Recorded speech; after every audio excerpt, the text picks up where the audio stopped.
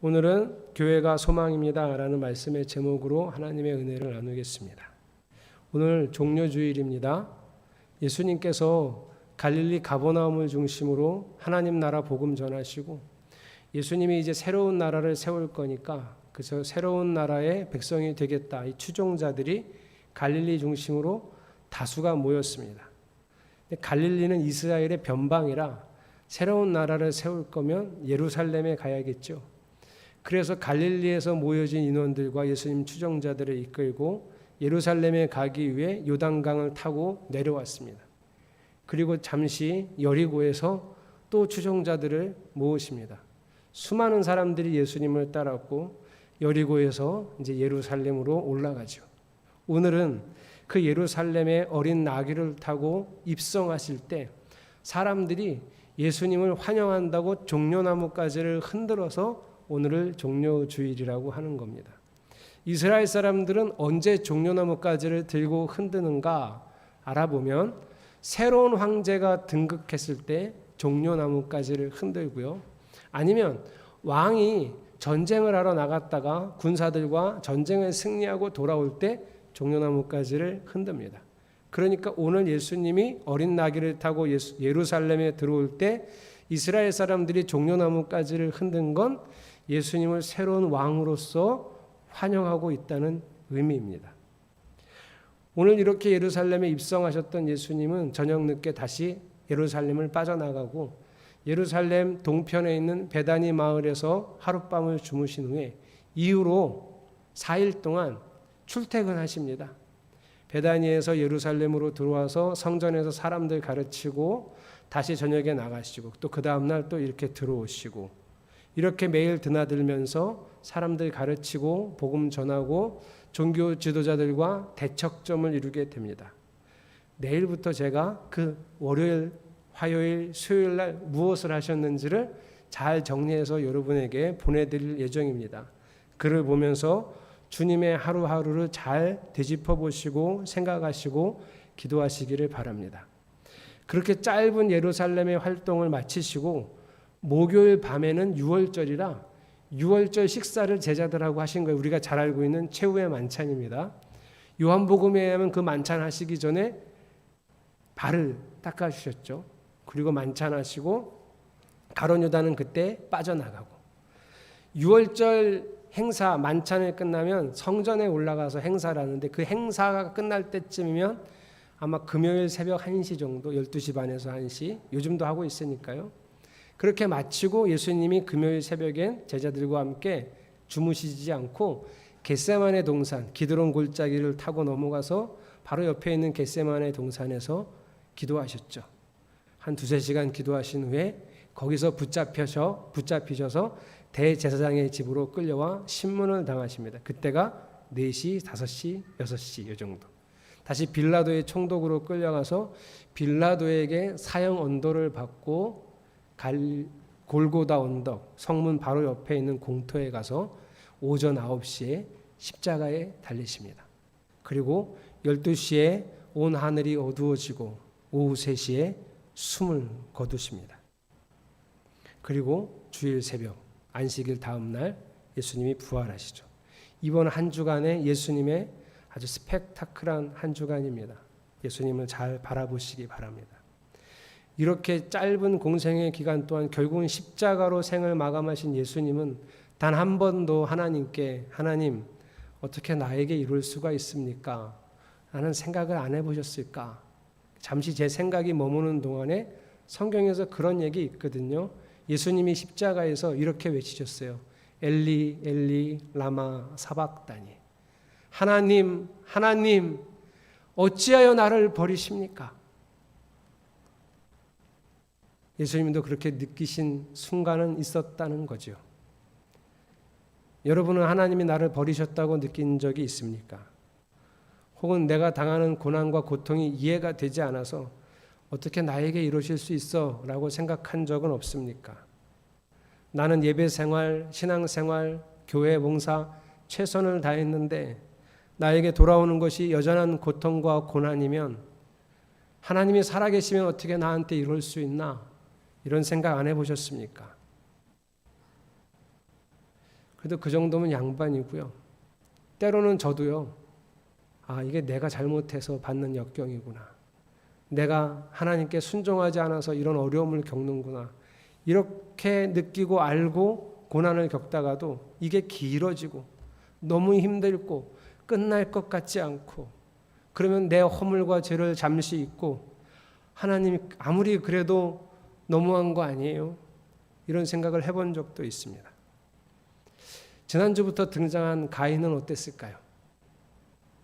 아무리 땀을 흘려도 땅이 소산을 주지 않을 겁니다. 먹을 방법이 없어요. 어떻게 살았을까요? 가인은 돌아다녀야 되죠. 돌아다니면서 가지고 있는 재주를 팔거나 어디서 얻은 물품을 팔아서 물물 교환을 하거나 이래야 먹을 걸 얻을 수 있었겠죠. 남들이 흘리는 땀에 갑절, 두갑절, 세갑절을 흘려도 남들이 얻는 소산물의 반의 반도 얻지 못했으니 그가 느끼는 절망과 실망감은 얼마나 컸을까. 처음에는 이런 생각했을 거예요. 마땅해. 내가 이런 죗값을 치르는 건 마땅해. 내가 동생을 때려 죽였으니 이래도 싸. 이렇게 생각했겠지만 너무 힘들어지고 이게 길어지고 점점 사는 게 어려워졌을 때 가인도 한 번은 그렇게 생각하지 않았을까. 하나님, 제 죄 때문인 건 알지만 아무리 그래도 너무한 거 아니에요? 그러던 중에 아내를 얻었습니다. 17절이죠. 그리고 그 아내를 통하여 임신을 했고 아들을 낳았어요. 그리고 도시를 세웠다고 17절은 얘기하고 있습니다.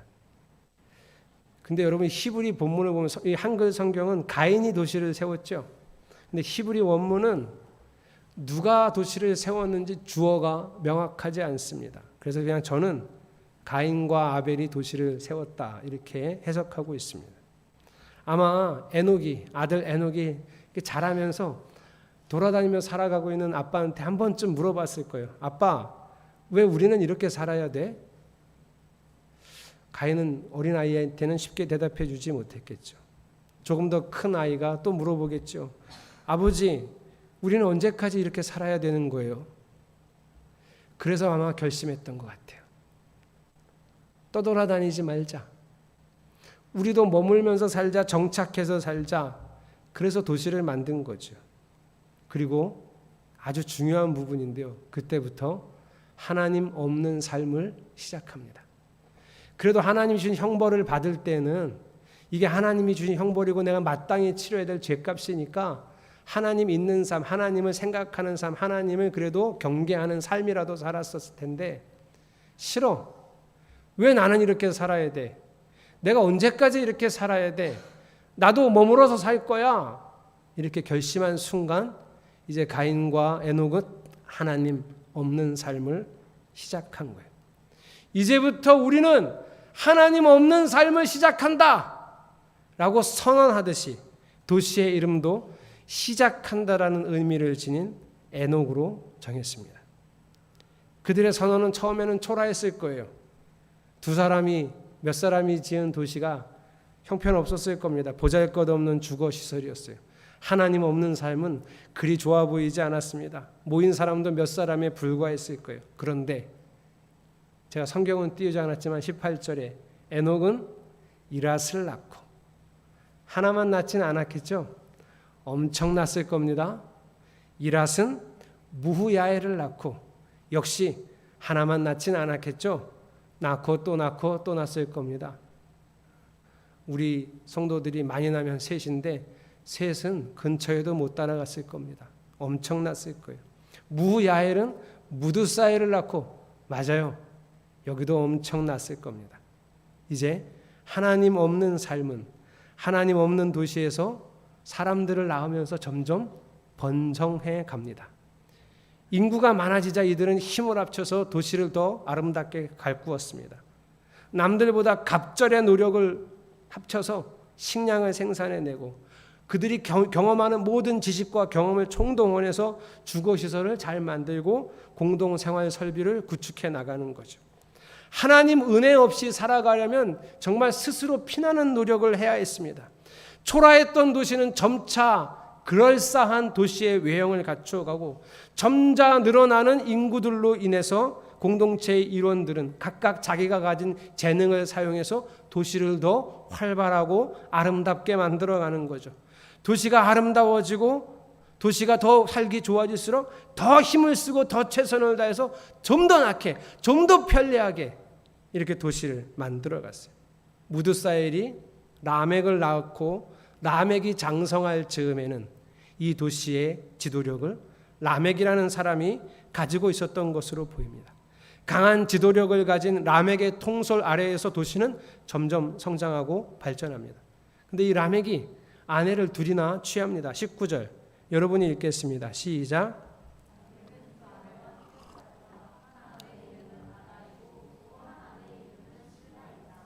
여러분, 그동안 이 본문이 나오기 전까지 뭐 짧은 세월이라고 하면 짧겠지만 하나님은 일부 일처제를 만드시고 사람들은 그 결혼 제도를 유지해 왔습니다. 그런데 이번에 라멕은 처음으로 일부 일처제를 무너뜨립니다.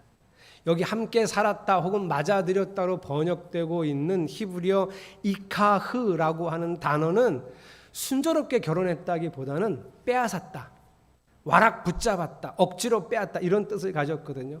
그리고 이카흐에 딱 붙어있는 로라고 하는 단어는 나를 위하여 자기를 위하여 이런 뜻이에요. 그러니까 여러분 라멕이 두 아내를 얻었는데 어떻게 얻은 거냐면 자기 욕심을 위해서 자기 욕정을 위해서 억지로 빼앗아서 결혼한 거예요. 하나님 없는 삶이 대대로 지금 발전해 오다 보니 이제 결혼 제도도 무너뜨렸어요. 더 이상 이제 이 도시 안에서 하나님의 뜻은 삶의 기준이 아닙니다. 하나님 없는 게 훨씬 더 편하고 좋습니다. 그러나 이에 그치지 않아요. 도시가 더 발전합니다. 라멕의 아들들, 이 두 아내를 통해서 낳은 라멕의 아들들이 혁신적인 혁명을 일으키는데 20절 첫 번째 아내 아다는 야발을 낳았습니다. 야발은 집짐승을 치는 자의 조상이 되죠.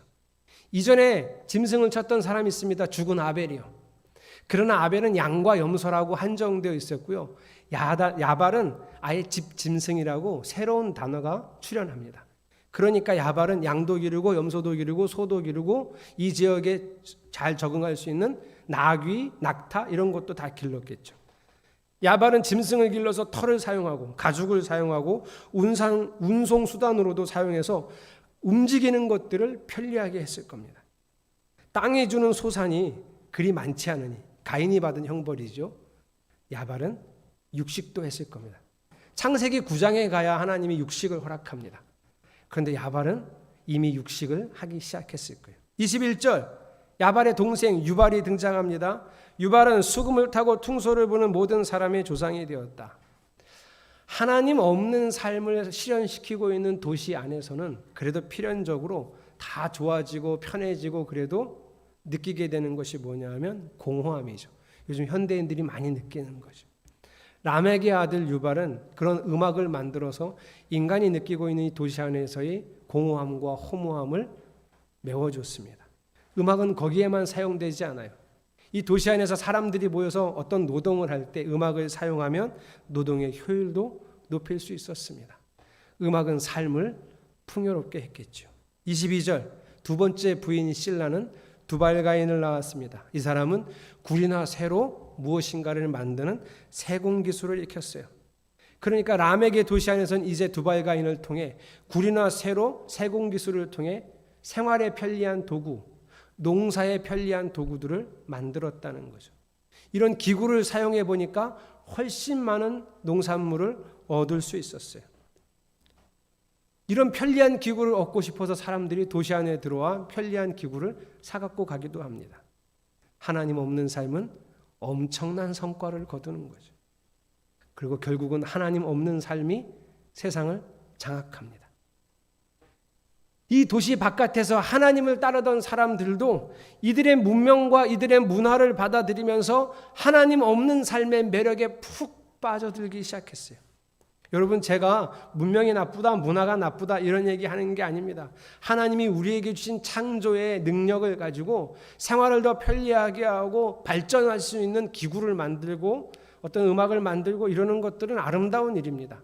다만 하나님 없는 삶은 위험합니다. 이 도시는 그걸 추구하고 있잖아요. 지금도 보세요. 세상이 막강히 발전했습니다. 세상에 지금도 존재하는 막강한 야발들은 아마존 산림을 훼손하고 엄청난 농장을 지어 수많은 소떼, 양떼 사육합니다. 지구상 모든 사람이 먹을 수 있는 고기들을 제공하고 그들은 큰 돈을 벌겠다고 산림을 다 자연을 훼손해 버리죠. 수많은 이 세상의 유발들은 인간의 공허함뿐 아니라 세상의 가치를 전해줄 수 있는 음악을 만들어서 사람들에게 음악을 제공합니다. 그냥 단순히 이제는 음악이 아니라 이건 사업이 됐죠. 엔터테인먼트 사업은 세상 경제의 축을 흔들 수 있을 만큼 큰 사업체가 되었습니다. 막강한 돈이 이 음악을 통해서 흐르고 흘러다닙니다. 세상에 존재하는 수많은 두발가인들은 이제 못하는 게 없습니다. 우주도 가고 하늘을 납니다. 모든 일상이 기계를 사용해서 아주 편리해졌습니다. 정말 대단합니다. 놀랍습니다. 이런 세상을 조선시대 임금들은 상상이나 했을까요? 조선시대 임금이 살았던 집하고 지금 우리가 사는 집을 비교하면 우리가 훨씬 나아요. 조선시대 임금은 우풍 맞으며 살았어요. 입김 불면 호호 입김 나는데 살았단 말이에요. 조선시대 임금은 마차 타고 다녔습니다. 우리가 타고 다니는 차가 아무리 작아도 훨씬 좋습니다. 우리를 부러워할걸요? 모르고 죽었으니까 다행이지. 라멕이 만들어가던 도시도 그랬습니다. 불과 얼마 전하고 비교하면 천지가 개벽할 수준으로 바뀌었던 거죠. 모든 사람들이 이 도시를 사랑했고 심지어 하나님을 따르던 수많은 사람들이 이 도시를 사모해서 하나님 없는 도시, 하나님 없는 삶을 동경하면서 모여들었을 겁니다. 그런데 사람들이 몰랐어요. 이 도시에는 사람들이 모르던 어두움이 불행이 있었다는 걸 몰랐습니다. 23절, 24절. 라멕이 자기 아내들에게 말하였다. 아다와 실라는 내 말을 들어라. 라멕의 아내들은 내가 말할 때에 귀를 기울여라. 나에게 상처를 입힌 남자를 내가 죽였다. 나를 상하게 한 젊은 남자를 내가 죽였다. 여러분, 화려한 이 도시, 사람들이 동경하는 이 도시에는 약자들이 쉽게 죽을 수 있는 어두운 그늘이 있었습니다. 대부분은 이 도시가 주는 유익과 편리함을 누리며 살았겠지만 아주 소수는, 권력에 눈밖에 난 아주 소수는 가차없이 죽음을 당하게 되어 있습니다. 라멕은 자기의 몸에 상처를 입혔다고 어린 소년을 죽였습니다. 끔찍한 일이죠. 지금이야 이렇지만 조금 더 지나가면 나중에는 상처를 낸 게 아니라 마음만 기분만 나쁘게 해도 소년을 죽일 수 있는 사람이 될 겁니다. 라멕이 지금 뭐라 그래요? 가인을 죽인 벌은 7배, 자기를 상하게 하면 77배. 뻔뻔합니다. 죄에 대한 경각심이 조금도 없습니다. 부끄러움을 모르는 사람이. 도시는 발전했지만 소외되는 사람들이 있죠. 도시는 성장하고 화려해졌지만 하나님 없는 사회 속에서는 필연적으로 힘이 없는 자들은 결국은 탄압받고 죽음에 이르는 억울한 일들을 당해야 합니다. 왜요? 하나님 없는 곳은 죄가 살아있으니까. 하나님 없는 곳에는 죄가 점점 자랄 테니까. 죄는 하나님 없는 사회 속에서 사람들 사이에 뿌리 깊이 번져갑니다. 권력이 사람을 죽여도 저항하지 않습니다. 여러분, 이렇게 대놓고 얘기하는 거 보세요. 야, 누가 내 여기다 상처내서 내가 죽여버렸어. 이 벌을 받아야죠. 근데 왜 이렇게 뻔뻔하게 강하게 얘기할까요? 벌을 받을 일이 없다는 거예요. 그리고 경고하는 거죠. 다음에 어떤 놈 한 번만 더 걸려봐. 그냥 가만두지 않아. 77배야 77배 강압하는 거죠. 나와 내 가족만 무사하면, 이 도시의 편리함만 누리고 살 수 있다면 그런 것쯤은 참을 수 있어. 내 일이 아니니까. 나만 아니면 돼, 우리 가족만 아니면 돼 하는 의식이 번져가는 동안 권력은 더 힘을 쌓아가고 포악해지고 사악한 본능을 드러낼 겁니다. 이게 하나님 없는 삶, 하나님 없는 도시의 필연적인 결과들이죠. 소망이 없어 보이는 이 도시 바깥에 오늘 성경에는 딱 2절 아니야. 왜 소망이 없어? 하나님 없는 사람들만 있진 않아. 소망이 있어 라고 보여주는 마지막 딱 4장의 2절 25절 26절입니다. 제가 25절을 읽을 테니 여러분들이 26절을 읽어주십시오.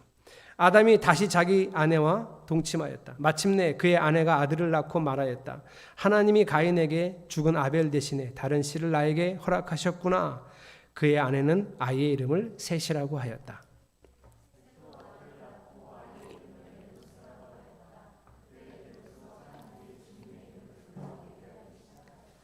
아담과 하와가 새로운 아들을 얻었습니다. 물론 이 아들 말고도 더 많은 아들을 얻었을 거예요.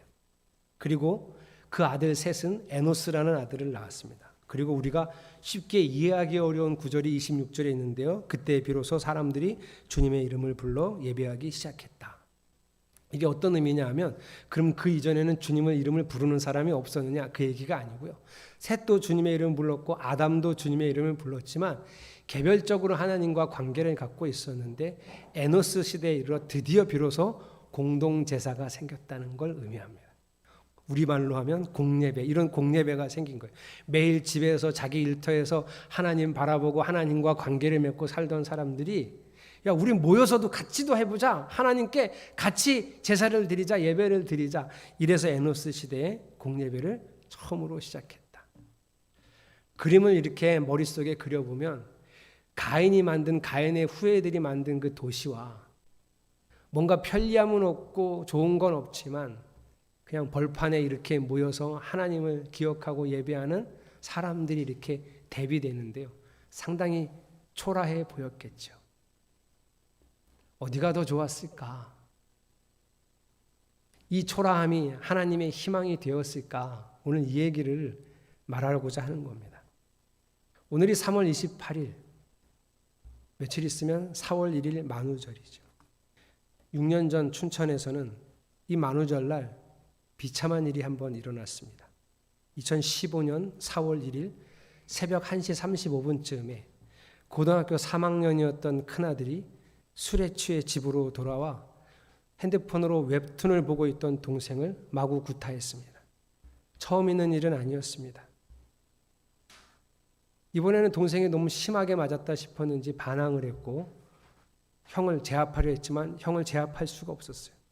시끄러운 소리에 잠이 깬 아버지가 아들들의 방으로 들어와 보니 큰아들이 이성을 잃고 동생을 마구 때리고 있었어요. 아버지가 말려봤습니다. 그러나 고등학교 3학년 19살이나 된 큰아들을 아버지가 힘으로는 제압할 수 없었어요. 20분이 넘도록 형은 동생을 두들겨 팼습니다. 20분이 정도 되니까 형이 지친 거예요. 지친 틈을 타서 아버지가 형을 와락 뒤에서 안았습니다. 그때 동생이 일어나 주방으로 가서 칼을 들고 와 형을 찔렀습니다. 놀란 아버지가 119 구급대원을 불렀지만 끝내 큰아들은 사망했습니다.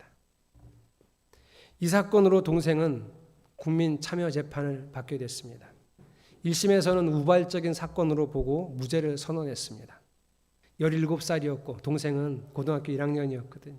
17살이었고 선처를 호소하는 부모님 때문에 배심원들이 마음이 이렇게 녹아서 무죄를 선언했습니다. 그런데 곧바로 검찰이 항소합니다. 이유는 검찰이 그 첫 번째 재판을 막 하고 있는 그 즈음에 혈흔을 조사해 봤더니 그 혈흔이 가지고 있는 증거가 동생이 우발적으로가 아니라 고의적으로 형을 죽였다는 증거들이 나온 거예요. 항소심에서 동생은 장기 3년, 단기 2년 6개월에 선고받습니다. 곧바로 항소했지만 대법원이 이를 기각해서 형을 확정했습니다. 제가 지금 짧게 말씀드린 이 이야기가 춘천 형제 살인 사건이라고 불리는 비극의 이야기입니다. 동생이 형을 찔러서 죽인 날, 그 부모는 어떤 마음이었을까? 제가 그 인터뷰 기억하는데요. 그 어머니가 그랬어요. 나는 오늘 두 아들을 다 잃었다고. 그리고 그 부모는 얼마나 많은 회환을 곱씹어 생각했을까? 이런 생각했을 것 같아요. 큰아들이 처음 술을 먹고 들어올 때부터 야단을 쳐서라도 술을 못 먹게 했어야 하는데 술은 어쩌다 먹어도 술만 먹으면 동생을 때리는 그 녀석을 붙들고 혼을 내서라도 동생 때리는 습관을 고쳐놨어야 하는데 형에게 맞을 때마다 너무 힘들고 아파하던 동생을 우리가 안아주고 위로해주고 그 마음을 잘 살폈어야 했는데 우리가 그러지 못해서 두 아들을 동시에 잃었다. 그런 생각을 왜 하지 않았겠습니까? 그리고 여러분, 아담과 하와는 어땠을까요? 가인이 아벨을 쳐서 죽였을 때 그들은 어떤 마음이었을까? 선악과를 먹는 날에는 너희가 반드시 죽으리라 하신 그 말씀을 둘이 선명하게 기억하는데 먹었는데 죽지 않았어요. 실감이 나지 않았어요. 뭐가 죽는다는 건지 몰랐어요. 그러나 아들 아벨이 죽는 것을 보고 그때 깨달았을 거예요. 이런 게 죽는 거구나. 살아있는 아들 가인이 하나님으로부터 형벌을 받아 떠돌아다닐 때는 우리가 지은 죄로 내 아들이 고통을 당하는구나. 뼈저리게 죄의 고통을 경험하고 그 심각성을 깨달았을 거예요. 그러나 그것으로 그치지 않는 거예요. 세상이 이렇게 바뀌어가는 걸 그들은 눈으로 목격했습니다. 가인의 후에 라멕이 도시를 장악하고 그 도시에 죄악이 번져가고 그럴 때 아담은 살아 있었습니다. 여러분, 다음 주에 볼 셋의 족보를 통해서 보면 아담은 언제까지 살아왔냐면 노아의 아버지가 태어나는 것까지 봤습니다. 특이하게도 그 사람의 이름도 라멕이긴 한데요. 노아의 아버지는 아담의 9대손입니다.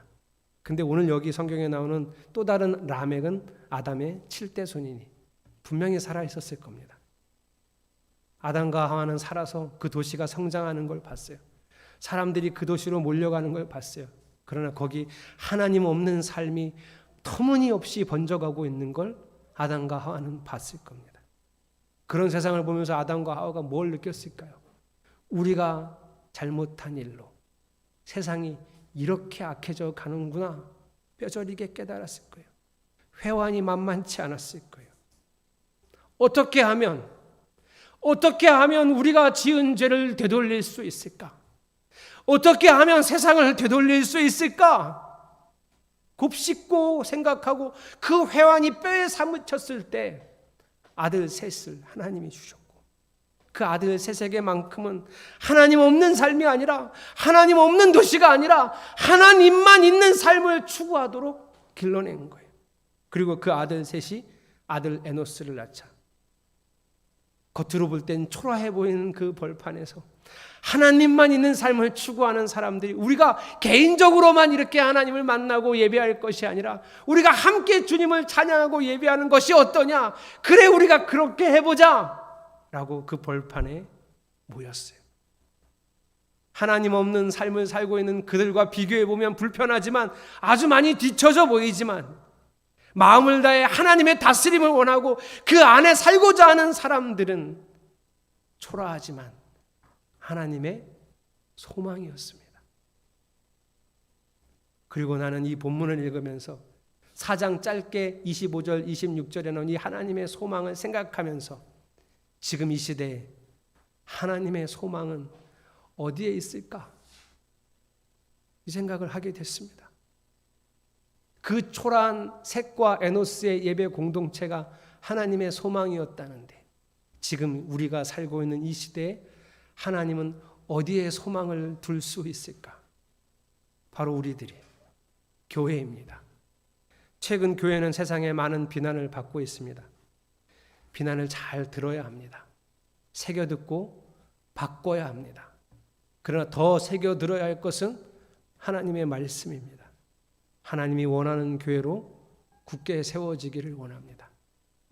저는 이 본문을 읽으면서 상당히 마음에 우려되는 것은 우리도 하나님 없는 삶에 적응해 갈까 봐, 그래서 하나님 없는 삶을 더 좋아할까 봐 두려운 마음이 듭니다.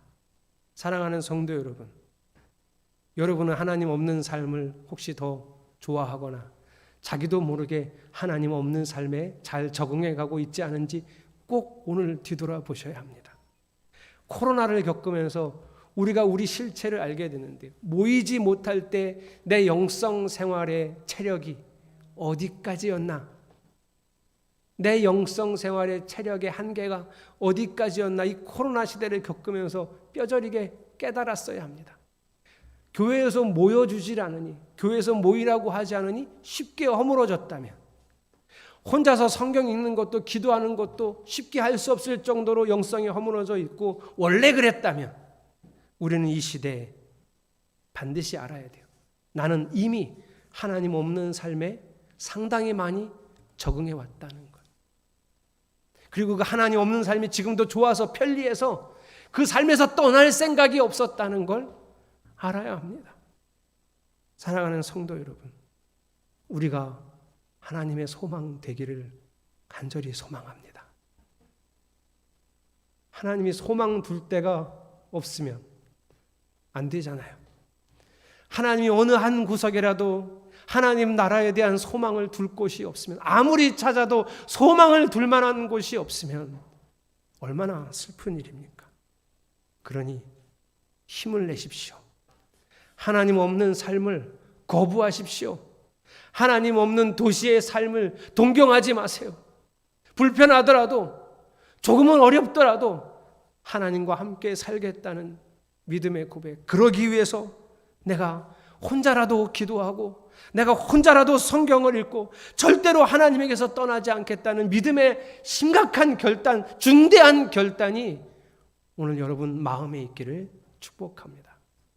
그리고 기도합시다. 하나님, 제가 매일 결단하는데 하나님의 온전한 통치를 받는 일이 저는 왜 이렇게 어려울까요? 하나님, 제 마음 아시죠? 저는 정말 그렇게 살고 싶습니다. 제가 그렇게 살 수 있는, 이 결단을 실행할 수 있는 힘을 주십시오. 우리가 그렇게 간절히 기도하기 바랍니다. 내일 그렇게 할게요, 이런 마음이 아니라 항상 오늘이어야 합니다. 나를 사랑하시는 그분 안에서 나는 오늘을 살아내리라. 하나님과 함께 이 오늘을 살아가리라. 나는 오늘을 살리라는 이 찬양을 함께 하시면서 오늘 마음의 결단이 여러분 안에 있기를 축복합니다.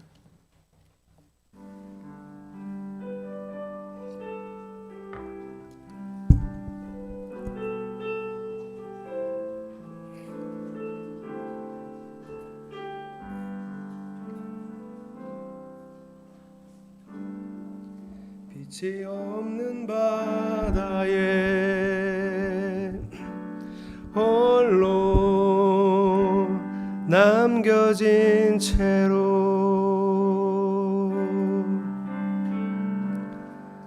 나는 주를 바라네. 예수 내 손 잡아주시네.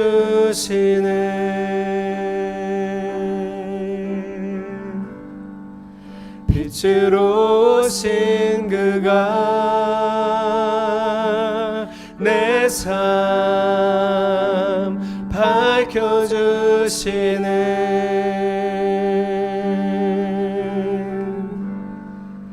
나는 주를 따르리. 내 평생 주 사랑하리라.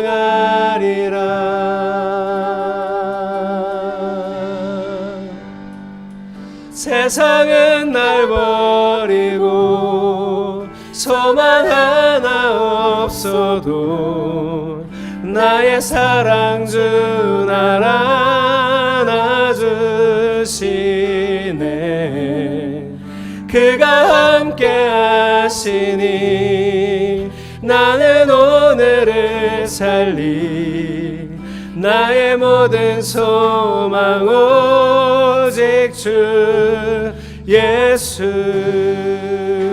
빛으로 오신 그가 내 삶 밝혀주시네. 빛으로 오신 그가 내 삶 밝혀주시네.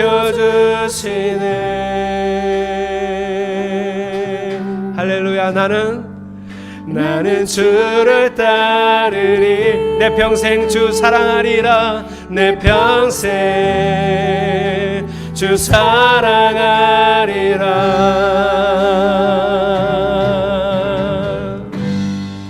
세상은 날 버리고 소망 하나 없어도 나의 사랑 주 날 안아주시네. 그가 함께 하시니 나는 오늘을 살리. 나의 모든 소망 오직 주. 예, 세상은 날 버리고 세상은 날 버리고 소망 하나 없어도 나의 사랑 주 날 안아주시네.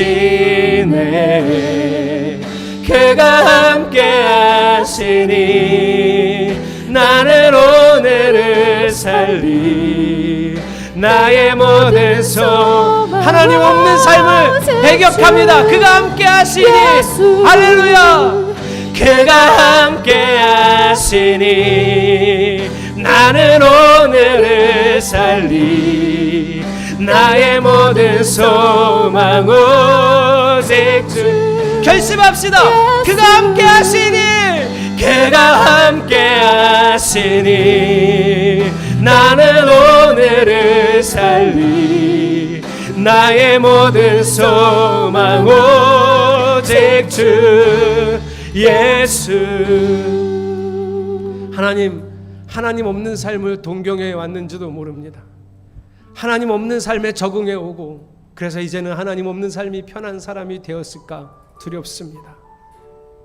하나님과 함께 살겠습니다. 하나님만 있는 삶을 추구하겠습니다. 우리가 결심하지만 실행하지 못하오니 오늘 그것을 행할 수 있는 능력도 주시옵소서. 우리 함께 여러분 통성으로 기도합시다. 할렐루야. 주님이 함께 하시니 나는 오늘을 삽니다. 내일 일은 내일이 걱정할 것입니다. 어제 일은 이미 지나갔습니다. 나는 아침에 눈을 뜨고 오늘도 나를 사랑하시는 주님이 나와 함께 하시니 내가 절대로 주님 없는 삶을 추구하지 아니하고 주님 없는 삶을 동경하지 아니하고 주님만 있는 삶, 주님만 존재하는 삶을 살겠습니다. 오늘 우리가 결단합니다. 하나님, 그런데 우리가 이렇게 결심하고 결단했지만 주님의 말씀을 이루어내는 삶을 산 적은 그리 많지 않습니다. 주여, 그러니 우리가 그렇게 살 수 있는 힘과 능력을 오늘 우리가 이렇게 기도하오니 우리에게 주시옵소서. 우리가 오늘도 이렇게 찬양하는 것처럼 이 찬양의 가사처럼 주님이 나와 함께 하시는 이 삶을 통해 나는 오늘을 삽니다. 또 오늘을 삽니다. 나를 사랑 대신 오직 주님으로만 살게 하소서. 주의 꿈을 이루게 하소서. 할렐루야. 그가 함께 하시니 나는 오늘을 살리. 나의 모든 소망 오직 주 예수. 그가 함께 하시니 그가 함께 하시니 나는 오늘을 살리. 나의 모든 소망 오직 주 예수. 하나님, 더 이상 하나님 없는 삶에 적응하거나 동경하거나 그 삶을 유지하고 싶어하는 마음 없게 하소서. 다소 불편해 보이더라도 고난과 역경이 끊이지 않아도 하나님만 있는 삶을 추구합니다. 주여, 우리를 아시죠? 이렇게 간절히 결심하고 결단했지만 또 무너졌던 우리를 아시죠? 그러니 주여, 이 간절한 마음에 이를 행할 수 있는 하나님의 능력을, 힘을 우리에게 부어 주시옵소서. 예수님의 이름으로 간절히 기도드렸습니다.